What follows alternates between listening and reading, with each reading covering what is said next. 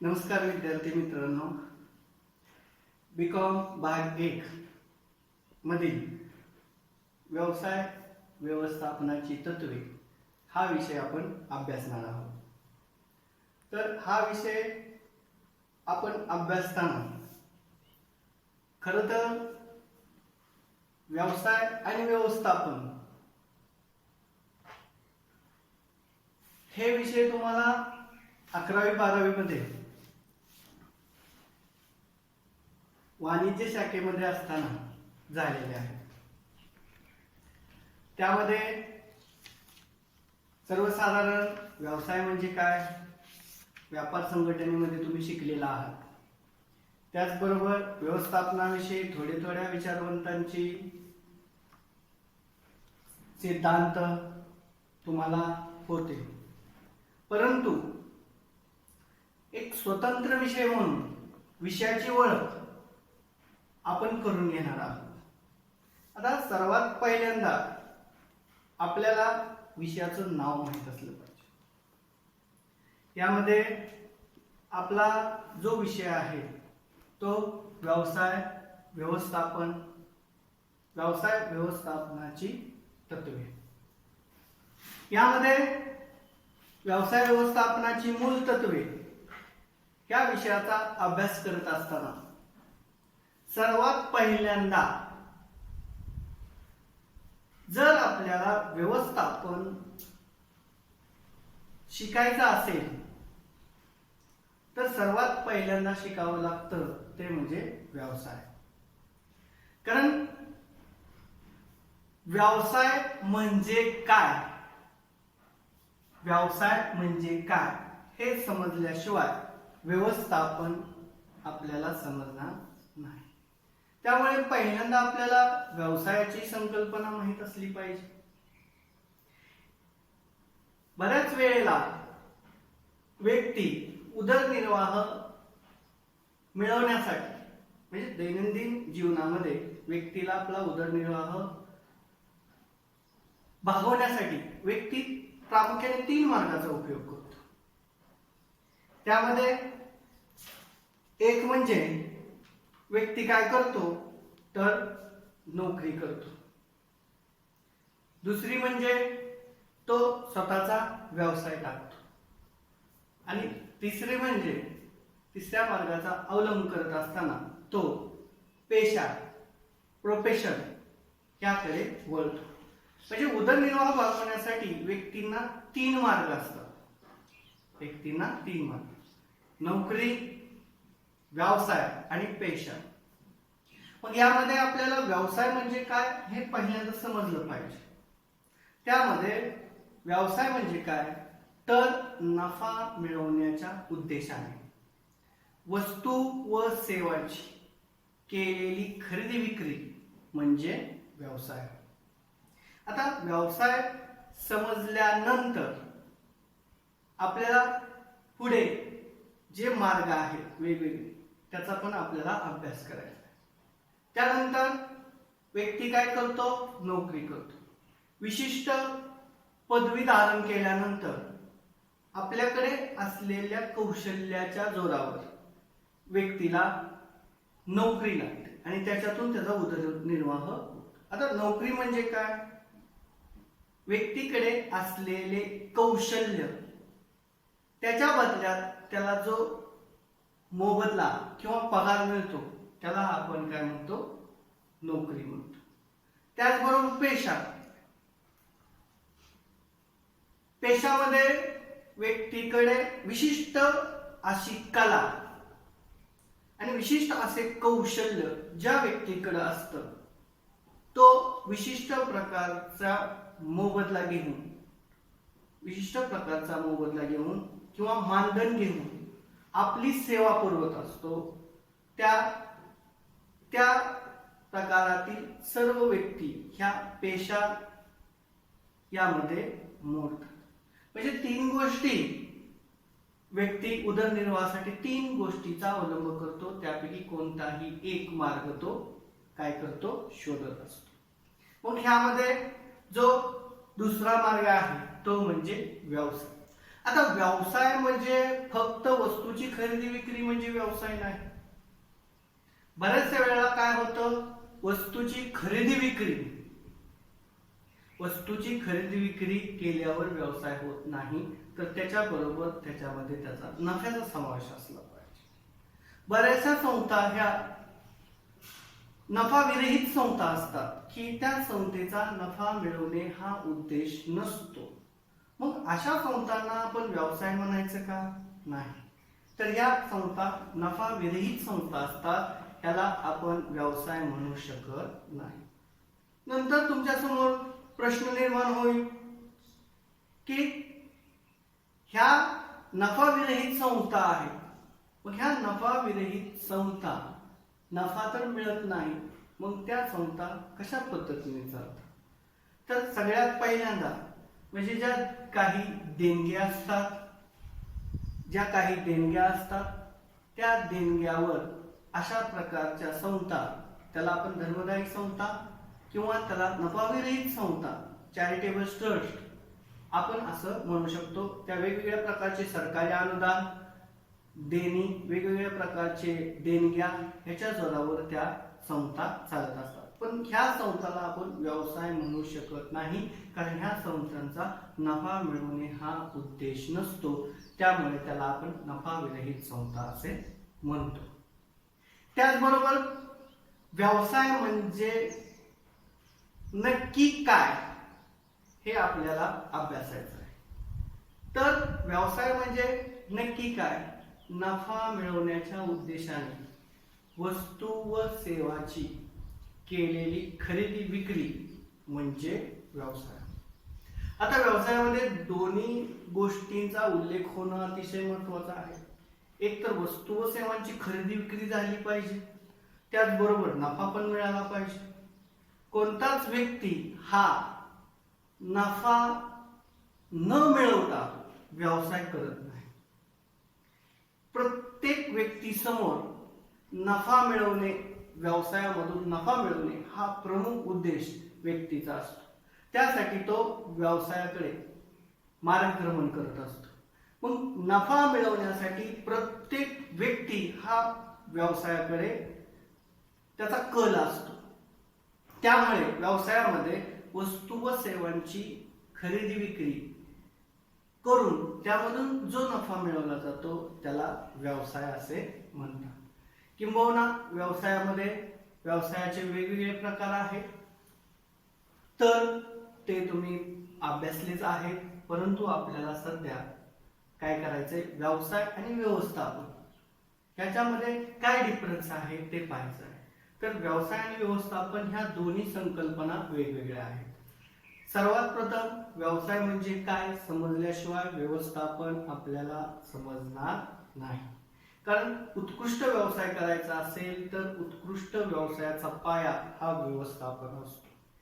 कारण व्यवस्थापन, ज्या उद्योजकाकडे व्यवस्थापन कौशल्य चांगलं असतं किंवा त्याचं मॅनेजमेंट चांगलं असतं, व्यवस्थापन त्याच्याकडून चांगल्या पद्धतीने होत असतं, ती व्यवसाय संस्था चांगल्या प्रकारे मार्गदर्शन करू शकते. म्हणजे व्यवसायाचा पाया हा व्यवस्थापन आहे. मग त्याचबरोबर व्यवसाय म्हणजे काय आपल्याला समजल्यानंतर आपण व्यवस्थापनाकडे वळणार आहोत. तर विद्यार्थ्यांनो, व्यवस्थापन म्हणजे काय? तर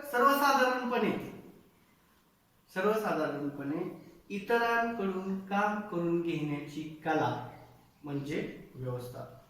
वेगवेगळ्या व्यवस्थापन तज्ञांनी व्यवस्थापनाच्या वेगवेगळ्या व्याख्या केलेल्या आहेत. त्याचबरोबर तुम्हाला समजेल अशा पद्धतीची सर्वसाधारण व्याख्या म्हणजे इतरांकडून कार्य करून घेण्याची कला म्हणजे व्यवस्थापन. आता व्यवस्थापनाचा उगम. आता सर्वसाधारणपणे व्यवस्थापनाचा उगम व्यक्ती ज्यावेळेस रानटी अवस्थेत होता त्यावेळेस पासून नकळतपणे व्यवस्थापनाचा उगम झालेला असावा. कारण बघा, रानटी अवस्थेमध्ये व्यक्ती व्यक्ती उदरनिर्वाहासाठी अन्नाच्या शोधात जात असे.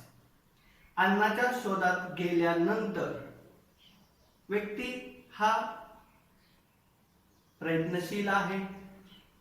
अन्नाच्या उदरनिर्वाहासाठी तो ज्यावेळेस रानटी अवस्थेत होता त्यावेळेस जंगलामध्ये तो अन्न शोधण्यासाठी जात असताना वेगवेगळ्या प्रकारचं व्यवस्थापन त्याच्याकडून नकळतपणे होत गेलं, परंतु त्याला ते व्यवस्थापन आहे असं माहीत नव्हतं, परंतु त्याच्याकडून ते नकळतपणे व्यवस्थापन होत गेलं. यामध्ये सगळ्यात पहिल्यांदा व्यक्ती कंदमुळे, कारण तुम्हाला माहितीच आहे व्यक्ती हा प्रयत्नशील असतो. बसल्या बसल्या काही तर त्याच्या मनामध्ये डोक्यामध्ये आल्यानंतर त्या गोष्टी काय करत असतो, तो त्या गोष्टीतून वेगवेगळा मार्ग काढत असतो, संशोधन करत असतो. व्यक्तीची वृत्ती ही संशोधक वृत्ती असते. मग अशातून कंदमुळेचा शोध लागला. उदरनिर्वाहाचं साधन म्हणून तो त्याच्याकडे पाहू लागला. त्याचबरोबर बसल्या बसल्या दगडावर दगड मारल्यानंतर त्याच्याकडून अग्नीचा उगम झाला. ह्या अग्नीचा वापर आपण कशासाठी तर करू शकतो असं त्याच्या मनामध्ये संकल्पना आली. बघा, हे मॅनेजमेंट व्यवस्थापनाचा उगम कशा कशा पद्धतीने होत गेला, आपण 21व्या शतकापर्यंत कशा पद्धतीने उगम होत गेला तिथपर्यंत आपण येणार आहोत. मग यामध्ये सगळ्यात पहिल्यांदा कंदमुळाचा शोध लागल्यानंतर तो रानटी अवस्थेत होता, म्हणजे शिकारी अवस्थेत त्याचं काय झालं रूपांतर. शिकारी अवस्थेत तो काय करू लागला, वन्य प्राण्यांची शिकार करू लागला. आता वन्य प्राण्यांची शिकार करत असताना ती शिकार लवकरात लवकर व्हावी यासाठी सर्वात पहिल्यांदा तो दगडी हत्यारांचा उपयोग करू. त्यानंतर त्याच्यामध्ये कल्पना आली की लगेच शिकार करायचा असेल तर ते दगडी हातात टोकदार पाहिजे, धारदार पाहिजे. त्यानंतर तो लाकडी हत्यारांचा पण शिकार म्हणून उपयोग करू लागला.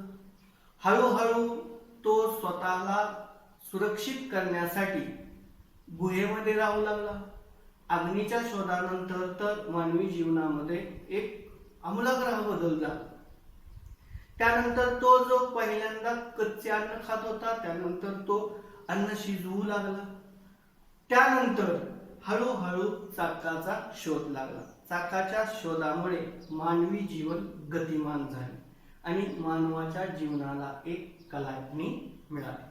त्यानंतर देवाणघेवाण, बार्टर सिस्टीम ही पद्धत अस्तित्वात आली. कारण बऱ्याचशा वेळेला प्रत्येक व्यक्ती आपलं काही जण उदरनिर्वाहासाठी कंदमुळे गोळा करू लागला, काही जण उदरनिर्वाहासाठी फळे गोळा करू लागला, काही जण मासेमारी करू लागला, काही जण शिकार करू लागले. प्रत्येक वेळी व्यक्तीला तेच अन्न खावं असं खाऊन खाऊन तो ते अन्न नकोसं वाटायला, म्हणून तो काय करू लागला, बदल करू लागला. पण ह्याच्यातून बार्टर सिस्टीम, देवाणघेवाण पद्धत उदयास आली. देवाणघेवाण पद्धत उदयास आली म्हणजे माझ्याकडे जी वस्तू आहे ती आपण दुसऱ्याला द्यायची आणि दुसऱ्याची वस्तू आपल्याकडे घ्यायची. म्हणजे थोडक्यात वस्तूची देवाणघेवाण, त्याला आपण बार्टर सिस्टीम मध्ये होतो. म्हणजे त्या अवस्थेमध्ये बार्टर सिस्टीम उदयास आली. नंतर मनुष्य हा समाजप्रिय प्राणी आहे, त्याला एकत्रित राहू वाटतं, त्यामुळे तो काय करू लागला, एकत्रित राहू लागला. एकत्रित राहू लागल्यानंतर कुटुंब ही संकल्पना उदयास आली आणि कुटुंब ही संकल्पना उदयास आल्यानंतर गाव, त्यानंतर खेडी अस्तित्वात आली. खेडी अस्तित्वात आल्यानंतर बाजारपेठा अस्तित्वात आल्यानंतर सगळ्यात पहिल्यांदा विनिमयाचं साधन म्हणून त्या काळामध्ये दुर्मिळ प्रकारचे दगड, त्याचबरोबर शंख, शिंपल्या अशा प्रकारच्या वेगवेगळ्या गोष्टींचा विनिमयासाठी उपयोग होऊ लागला. परंतु यामध्ये अडचणी होऊ लागल्या. वस्तूचे विनिमय करत असताना आणि विनिमयाचं साधन म्हणून वेगवेगळ्या ह्या साधनांचा उपयोग करत असताना त्यामध्ये अडचणी येऊ लागल्या. अडचणी आल्यानंतर त्यानंतर काय झालं, धातूचा पैसा, त्याचबरोबर सोन्याचा पैसा, त्याचबरोबर वेगवेगळ्या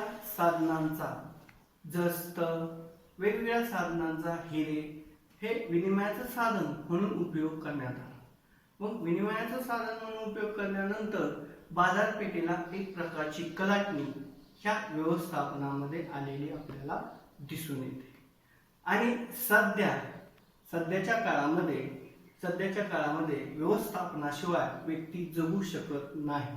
कारण आता व्यवस्थापन इतकं गतिमान झालेलं आहे की सकाळी उठल्यापासून संध्याकाळी झोपेपर्यंत व्यक्ती वेगवेगळ्या प्रकारचं व्यवस्थापन करूनच घराच्या बाहेर निघतो. आणि व्यवस्थापन केल्यानंतर सर्व जे काय दिनक्रम आहे तो व्यवस्थित पद्धतीनं चालत असतो.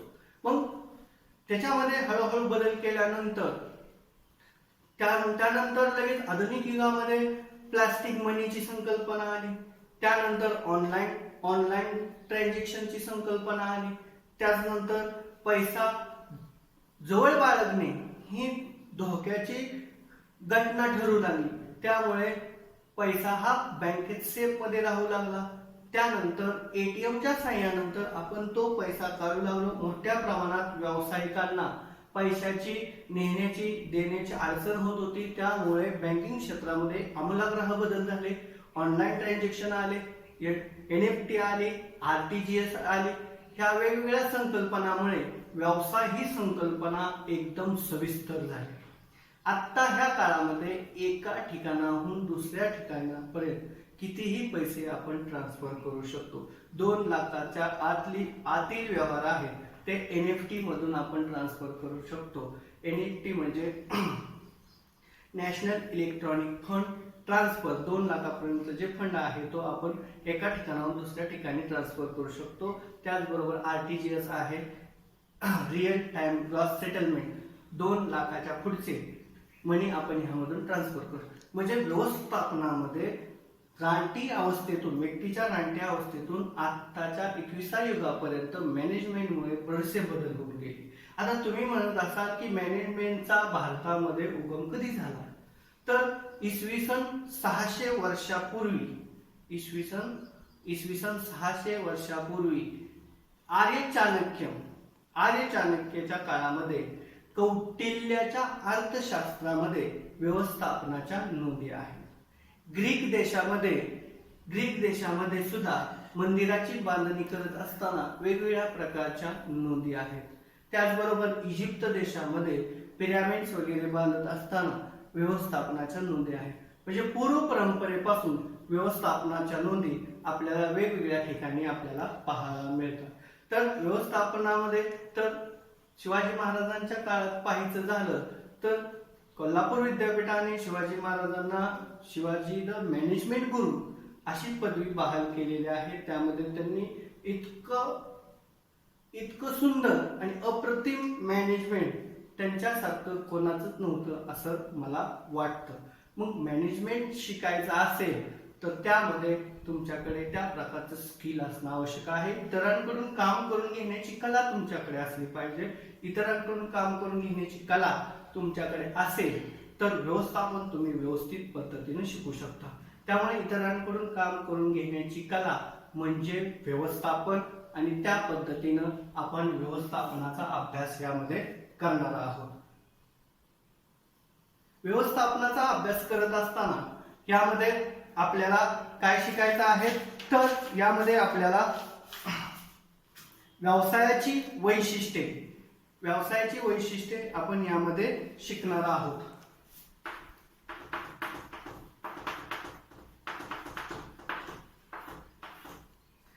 व्यवसायाची वैशिष्ट्ये. आता व्यवसाय व्यवस्थापन म्हणजे काय आपल्याला समजलं. मग आता ह्या व्यवसायाची वैशिष्ट्ये काय असतील ते आपल्याला पाहायचे आहे.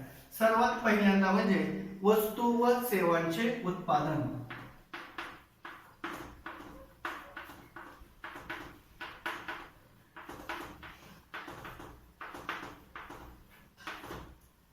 वस्तू व सेवांचे उत्पादन. कोणताही व्यवसाय करत असताना वस्तू आणि सेवांचं उत्पादन करू शकतो. वस्तू आणि सेवांचं उत्पादन केल्याशिवाय त्याला आपण व्यवसाय म्हणू शकत नाही. कारण व्यवसायाच्या व्याख्यामध्ये आपण सांगितले वस्तू व सेवांची देवाणघेवाण म्हणजे व्यवसाय.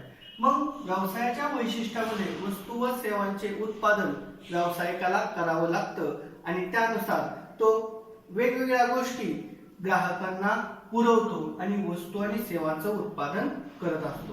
त्यानंतर जर दुसरं वैशिष्ट्य पाहायचं आहे आपल्याला, आता वस्तू व सेवांचं उत्पादन झाल्यानंतर वस्तू व सेवांची खरेदी विक्री, यामध्ये कोणताही व्यावसायिक हा एक वस्तू घेतो आणि दुसरी वस्तू विकत असतो. त्यामुळे व्यावसायिकाला वस्तू व सेवांची खरेदी विक्री करणे हे सुद्धा वैशिष्ट्य महत्वाचं आहे. कारण एखादा उत्पादक असेल किंवा व्यवसाय असेल, त्याला वस्तूची विक्री करावी पण लागते आणि वस्तूची खरेदी करावी लागते. जन्मात आल्यानंतर आपण कधी व्यावसायिक पण होतो आणि कधी खरेदीदार पण होतो. म्हणजे दोन संकल्पना आपल्याला कराव्याच लागतात. वस्तू संपल्यानंतर वस्तूची खरेदी करावी लागते आणि ती खरेदी केलेली वस्तू दुसऱ्यांना विकावी लागते. म्हणजे विक्रेता व्यावसायिक असल्यानंतर वस्तू व सेवांची खरेदी विक्री करणे हे सुद्धा महत्वाचं वैशिष्ट्य आहे. आता व्यवसायामध्ये वस्तू आणि खरेदी विक्री यामध्ये नियमितता असली पाहिजे. यामध्ये जर नियमितता नसेल तर त्याला व्यवसाय म्हणता येत नाही. वस्तूची खरेदी व विक्री यामध्ये नियमितता असली पाहिजे. नियमितता असेल तरच आपण त्याला व्यवसाय म्हणू, नियमितता नसेल तर अशाला आपण व्यवसाय म्हणू शकत नाही. कारण असे व्यवसाय हंगामी व्यवसायामध्ये येतात. मग हंगामी व्यवसायामध्ये असे वेगवेगळ्या प्रकारच्या हंगामानुसार पण व्यवसाय करणारे असतात, परंतु ते चिरंतर काळ त्यांचं अस्तित्व नसतं आणि चिरंतर काळ ते टिकत नसतात. त्यामुळे व्यवसाय करत असताना खरेदी आणि विक्री यामध्ये नियमितता असली पाहिजे. त्यानंतर नफा मिळवणे हा व्यवसायाचा प्रमुख उद्देश असतो. नफा मिळवल्याशिवाय कोणताही व्यक्ती व्यवसाय करू शकतो. प्रत्येक व्यक्तीच्या समोर व्यवसायातून जास्तीत जास्त नफा मिळवणे हा उद्देश व्यक्तीसमोर असतो. नफा मिळवला तरच व्यवसायामधून त्याला वेगवेगळ्या प्रकारचा मोबदला मिळत असतो. त्यामुळे प्रत्येक व्यक्ती व्यवसायाकडे जास्तीत जास्त नफा मिळवणे ह्या नजरेतूनच पाहत असतो. त्यामुळे व्यवसाय करत असताना व्यावसायिकाचं सगळ्यात पहिलं वैशिष्ट्य असतं ते म्हणजे नफा मिळवणे. त्यानंतर उदरनिर्वाहाचे साधन. ह्याच्या आधीच आपण व्यवसाय शिकत असताना आपण त्यामध्ये शिकलेलो आहोत की उदरनिर्वाहाचे साधन. नफा मिळवत असताना व्यवसाय आपण नफा मिळवण्यासाठी करतो, त्याचबरोबर व्यवसाय हे उदरनिर्वाहाचे साधन आहे. याच्या आधी आपण शिकलेलो आहोत की व्यक्ती उदरनिर्वाहासाठी 3 प्रकारच्या मार्गाचा अवलंब करतो. त्यामध्ये एक म्हणजे नोकरी, दुसरा म्हणजे व्यवसाय आणि तिसरा म्हणजे पेशा. मग व्यवसायातून व्यक्ती स्वतःचा उदरनिर्वाह करू शकतो, त्याचबरोबर त्या व्यवसायामध्ये असणाऱ्या इतर कर्मचाऱ्यांचा सुद्धा तो काय करू शकतो, उदरनिर्वाह करू शकतो. त्यामुळे व्यवसाय हे उदरनिर्वाहाचे साधन आहे, हे एक वैशिष्ट्य आपल्याला सांगता येईल. त्याचबरोबर नफ्यातील धोका. अर्थशास्त्रज्ञ शुम्पीटर काय म्हणतात की धोका पत्करण्याचा मोबदला म्हणजेच नफा असतो. धोका पत्करल्याशिवाय कोणत्याच व्यक्तीला व्यवसायामध्ये नफा मिळत नाही. ज्या वेळेस व्यक्ती धोका पत्करतो त्यावेळेसच त्याला नफा मिळत असतो. त्यामुळे व्यावसायिक हा नेहमी काय करत असतो, धोका पत्करत असतो आणि त्यामधून नफा मिळवत असतो. त्यानंतर सामाजिक गरजांची पूर्तता. व्यवसायामध्ये आणि व्यवसायामुळे समाजातील जो व्यक्ती आहे किंवा समाजातील जे नागरिक आहेत त्या नागरिकांच्या गरजा भागवण्याचा प्रयत्न या व्यवसायातून केला जातो. समाजातील ज्या ग्राहकांच्या किंवा नागरिकांच्या समाजाच्या ज्या गरजा आहेत त्या गरजा भागवण्याचा प्रयत्न व्यवसाय पुरेपूर करत असतो आणि त्यांना पूर्णपणे त्या वस्तू देण्याचा प्रयत्न करत असतो. त्यामुळे सामाजिक गरजांची पूर्तता ही व्यवसायातून होत असते. त्यानंतर संपत्ती किंवा मूल्यांचे उत्पादन.